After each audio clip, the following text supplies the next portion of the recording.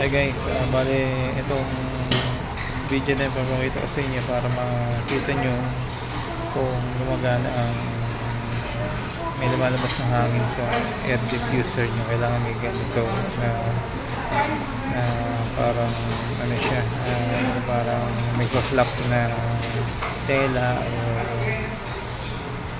papel or something na mag-flap para malaman. Kasi kung walang ganyan, hindi mo monitor, mahirap, maghuhula ka kung may hangin.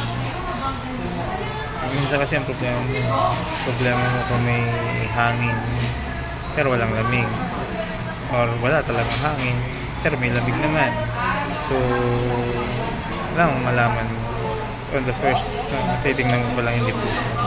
So para ma-report mo sa technician or sa aircon supplier mo or aircon na nagre-repair sa inyo.